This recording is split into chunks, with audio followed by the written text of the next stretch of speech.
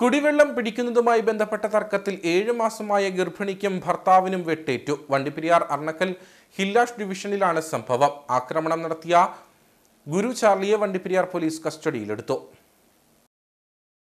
രാവിലെ 9 മണിയോടുകൂടിയാണ് സംഭവം നടന്നത്. വണ്ടിപ്പെരിയാർ അർണക്കൽ ഹില്ലാഷ് ഡിവിഷനിൽ എസ്റ്റേറ്റ് നിലയത്തിൽ താമസിക്കുന്ന 7 മാസം ഗർഭിണിയായ യുവതിക്കും ഭർത്താവിനുമാണ് വെട്ടേറ്റത്. കുടിവെള്ളം പൈപ്പിൽ നിന്നും ശേഖരിക്കുന്നതുമായി ബന്ധപ്പെട്ട തർക്കമാണ് ആക്രമണത്തിൽ കലാശിച്ചത്.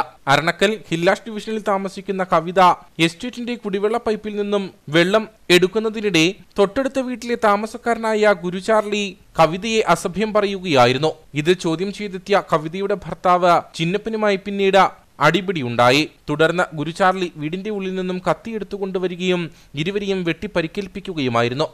രാവിലെ എൻ്റെ ഭാര്യയൊക്കെ വോയിസിനൊക്കെ വെള്ളെടുക്കാൻ പോയില്ല. പൈപ്പിൽ പോയപ്പോൾ അവന് ഒരു തെരിയാവിടെ ഇങ്ങനെ വെള്ളെടുക്കുന്ന അങ്ങനെ തെരുവ് പറഞ്ഞിട്ട് നിന്റെ വയറ്റിൽ ഒരു കൊച്ചുണ്ട്, ഇല്ലെങ്കിൽ നിന്നെ തീർത്ത് കളയും അങ്ങനെ പറഞ്ഞിട്ട് ഇപ്പോൾ വൈഫ് എൻ്റെ അടുത്ത് വിളിച്ച് പറഞ്ഞായിരുന്നു. ഇങ്ങനെ അവൻ പറഞ്ഞുകൊണ്ടിരിക്കും. അപ്പോൾ ഞാൻ പറഞ്ഞു മിണ്ടാതിരിക്കും, ഞാൻ ഒന്നവനെ ചോദിച്ചേക്കാം എന്ന് പറഞ്ഞിട്ട് ഞാൻ വീട്ടിൽ വന്നപ്പോൾ അവന് വീട്ടിൽ നിന്ന് പുറത്തവൻ നിന്നായിരുന്നു. എന്നിട്ട് പോയി ചോദിച്ചു എന്നാണ് അങ്ങനെ പറഞ്ഞോളൂ. ഞാൻ ഒന്നും പറഞ്ഞില്ല, ചേച്ചിയാണ് അങ്ങനെ പറഞ്ഞോളൂ.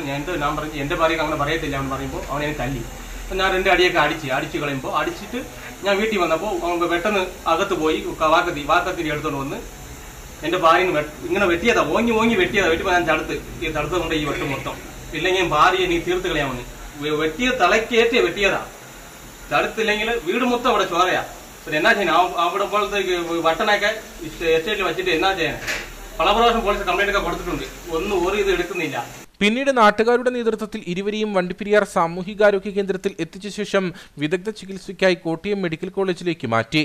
കവിതയുടെ പുറത്തും ചിന്നപ്പിന്റെ നെഞ്ചിനും കൈക്കുമാണ് വെട്ടേറ്റത്. നാട്ടുകാർ വിവരമറിയിച്ചതിനെ തുടർന്ന് വണ്ടിപ്പെരിയാർ പോലീസ് സ്ഥലത്തെത്തി ആക്രമിയെ പിടികൂടി.